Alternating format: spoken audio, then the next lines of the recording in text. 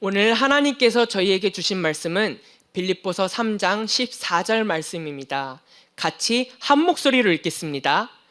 표대를 향하여 그리스도 예수 안에서 하나님이 위에서 부르신 부름의 상을 위하여 달려가노라. 아멘. 이 시간 이충선 목사님 나오셔서 내 너를 믿노라 라는 제목으로 말씀 나누실 때 큰 은혜 받으시기 바랍니다.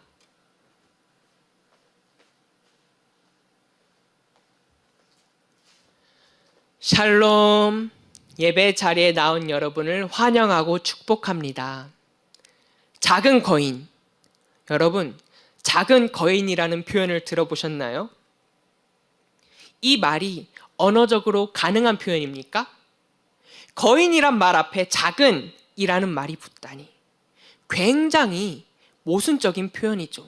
헌데 이런 모순적인 표현을 의도적으로 사용해 단어의 뜻을 오히려 강조시키는 표현이 있습니다. 이를 옥시모론, 다시 말해 형용모순이라 부릅니다. 형용모순에 해당하는 표현은 이러한 표현들이 있죠. 1인 군단, 사랑의 매, 공공연한 비밀, 소리 없는 아우성, 모두가 1차적으로는 말이 안 되는 표현이죠. 오늘 바울이 쓴 본문 말씀에도 1차적으로는 말이 안 되는 모순적인 표현이 사용되고 있습니다.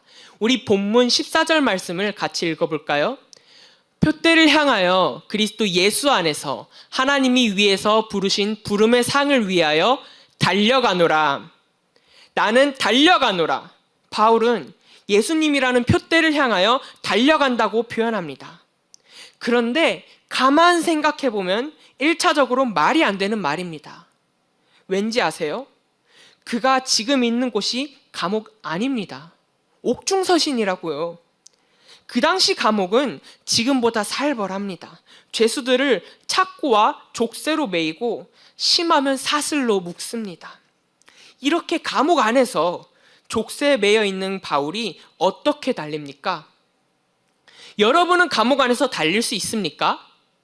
달린다는 표현은 운동장에 있을 때나 사용할 수 있는 단어지 감옥 안에선 사용할 수 없습니다.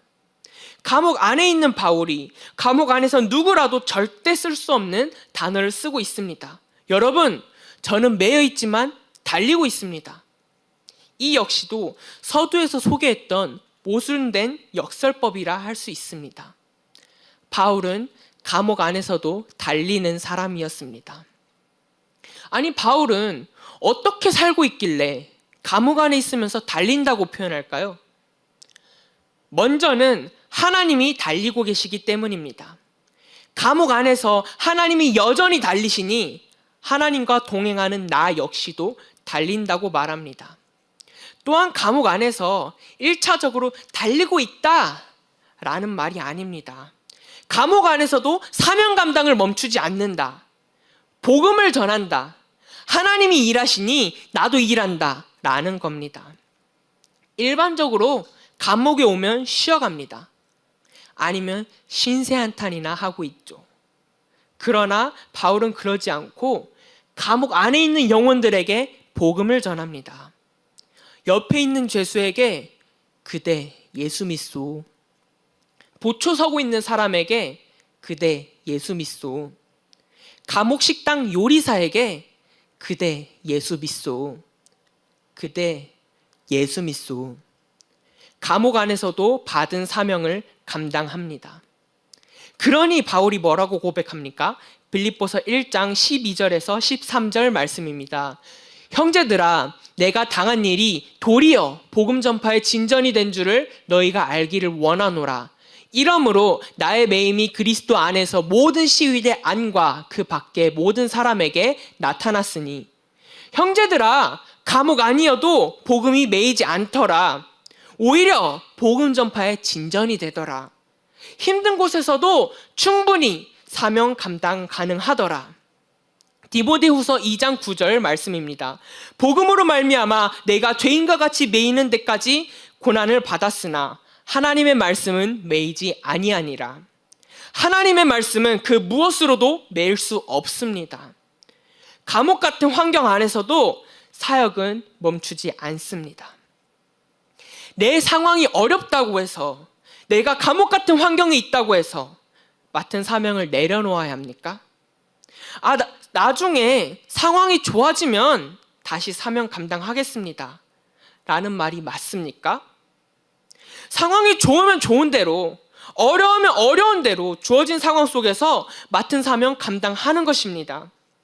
요셉은 감옥 안에서 감당할 수 있는 사명을 감당합니다. 다니엘은 사자 굴 속에서 사명 감당합니다. 바울은 감옥 안에서 달리고 있습니다. 예수님을 보십시오. 내가 십자가 위에 있습니다. 내 두 손 두 발이 다 결박당하였고 난 죽어가고 있습니다. 이제 내가 할 수 있는 것이 아무것도 없습니까? 아닙니다. 예수님은 십자가 위에서도 누구보다 치열하게 달리고 계십니다. 양옆에 강도에게 복음을 전하십니다. 그럴진데 두 손 두 발이 자유로운 우리가 달리지 못할 이유가 무엇입니까? 저는요, 바울을 보면 브레이크 없는 기차가 생각이 납니다. 일반적으로 브레이크 없는 기차라 함은 부정적인 표현입니다. 그런데 바울을 보십시오. 상식적으로 누가 봐도 멈춰야만 하는 상황 속에서 멈추지 않습니다. 눈앞이 침침하고 몸은 노쇠해 갑니다. 감옥 안에 있습니다. 아니, 복음 전하다 감옥에 들어왔잖아요. 근데 감옥 안에서도 복음 전하고 있으면 감옥 안 나갈 거예요? 왜 이렇게 앞뒤 재지도 않고 달리고 있는 겁니까? 바울은 감옥 안에서도 달립니다. 아니, 멈출 수 없습니다. 왜냐? 이 복음이 사랑하는 예수님 목숨값으로 산 것이니까요. 고맙습니다. 덕분에 제가 있는 곳까지 복음이 전해졌습니다. 한편으론 이런 생각도 듭니다. 하나님 좀 너무하신 거 아닌가? 가혹하신 거 아닌가? 내 처지가 이리도 비참한데, 사실상 내가 창살 없는 감옥에서 살아가고 있는데, 감옥 같은 상황에서 이리도 힘든 상황 가운데서도 제가 달리길 원하시나이까? 세상도 채찍과 당근으로 사람을 이끄는데 지금 같은 힘든 시기는 나에게 당근과 위로가 필요한데, 위로는커녕 더욱 달리길 원하시니 이 정도면 악덕사장이 아니신가? 근데 여러분, 아닙니다. 열심히 달렸더니 힘을 다 써서 이제 힘이 약해집니까? 아닙니다. 열심히 달림이 우리의 건강이고 힘이 됩니다. 여러분, 우리 그리스도인은요, 주님 계신 곳으로 달려감이 우리의 위로입니다. 주님 역사하시는 곳에 함께함이 우리의 힘입니다. 왜냐? 우리가 주님께로부터 비롯되었거든요. 그렇게 우리 영혼은 주님만으로 참 위로와 만족을 얻거든요. 우리 영혼은 주님만으로 참 힘을 얻는 줄 믿습니다. 사람을 보며 세상을 볼 땐 만족함이 없었네. 나의 하나님 그분을 뵐 땐 나는 만족하였네. 주님, 내게로 달려오라 말씀하심이 저에게 위로가 됩니다. 기쁨이 됩니다. 바울을 보십시오. 그는 기쁨으로 달려갔지 슬퍼하며 그 길 가지 않습니다. 왜? 달려보기도 전에 포기하십니까? 또한 이 감옥 같은 힘든 상황 가운데서도 달리라 말씀하심은 가혹함이 아닙니다. 나를 향한 기대와 믿음입니다. 하나님은 당신을 기대하고 계십니다. 김권사라면 내가 맡긴 이 사명을 감당해낼 수 있겠지? 할 수 있다고 내 너를 믿노라. 고린도전서 10장 13절 상반에는 이렇게 적혀 있습니다. 사람이 감당할 시험 밖에는 너희가 당한 것이 없나니. 하나님께서 허락하신 시험과 상황 중에서 사람이 감당치 못할 것이 없습니다. 그래, 너는 해낼 수 있어. 너가 감당할 수 있는 사명이야. 하나님은 당신을 기대하고 믿고 있습니다. 그래서 당신에게 복음 전파를 맡기시고 온 세상을 맡기십니다. 저는요, 우리가 하나님을 믿는 믿음보다 하나님이 우리를 믿어주시는 게 더 대단하다고 생각합니다. 우리가 하나님을 믿는 거는 이해가 돼요. 하나님은 창조주시고 전능자신데 믿을 만한 분이죠. 근데 솔직히 우리가 믿을 만한 구석이 뭐 있다고 믿어주냐고요. 그놈의 나쁜 세리장 삭개오를 누가 믿어줍니까? 배신자 12제자를 어떻게 다시 믿어줍니까? 예수쟁이 잡아 죽이는 바울을 애초에 왜 믿어줍니까? 그 중에서 가장 나쁜 나를 왜 믿어줍니까? 당신의 목숨값 치른 이 귀한 복음을 왜 저의 입술에 맡기십니까? 제가 도대체 뭐라고? 저 직장 상사도 나를 안 믿어주는데, 옆에 동료들도 나를 안 믿어주는데, 하나님은 도대체 내가 뭐라고 내가 감당할 것이라 믿어주십니까? 차라리 고양이에게 생선을 맡기시지요. 주님, 저를 떠나소서. 저는 죄인이로소이다. 근데요, 하나님은 나를 믿고 있습니다. 이 세상 누구보다 안목이 좋으신 분이 나를 믿고 있습니다. 나를 만드사 누구보다 나를 잘 아시는 분이 나를 믿고 있습니다. 나를 향해 기대하시고 나를 통해 이루어 가실 놀라운 일을 꿈꾸고 계시며 나를 응원하고 도우십니다. 그렇게 당신을 세워가십니다. 한 남자가 있습니다. 그가 어렸을 때 그의 가족은 파산했고 어머니는 돌아가셨습니다. 그는 사업을 시작하나 파산하고 수많은 여러 도전을 모두 실패합니다. 이로 인해 신경쇠약으로 정신병원도 입원하죠. 그는 정치판에도 뛰어들었습니다. 그러나 선거에서 무려 8번의 고배를 마십니다. 가난하고 외모나 배경적인 면에서 어느 하나 내세울 것 없는 이 실패투성이의 사람을 누가 주목하겠습니까?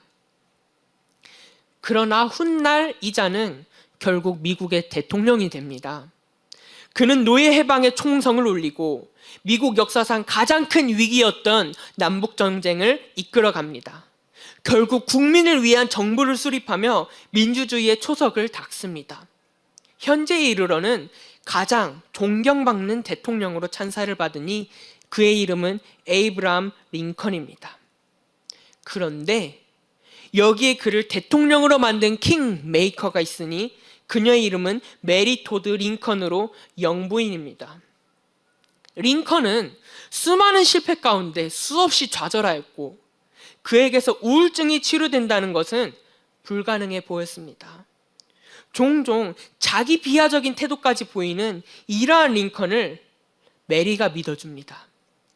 세상 사람 모두가 링컨을 안 믿어도 메리가 그를 믿어줍니다. 모두가 비관하는 가운데 내 남편은 언젠가 미국의 대통령이 될 사람이라고 주변에 공언하고 다닙니다. 그녀는 링컨이 무너지지 않도록 곁에서 늘 지탱했습니다. 그래서 링컨은 메리에 대해 훗날 이렇게 말합니다. 그녀가 아니었다면 나는 이 길을 완주하지 못했을 것입니다. 링컨의 이야기만 나누었지만 아내의 끊임없는 믿음으로 세상에 한 획을 그은 수많은 인물이 있습니다. 월트 디즈니, 코너 맥그리거, 바보 온달 장군이 그랬죠.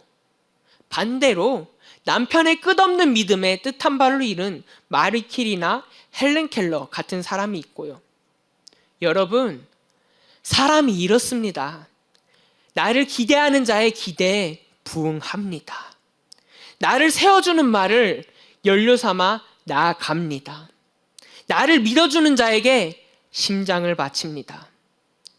김춘수의 꽃이라는 시에서는 이렇게 말합니다.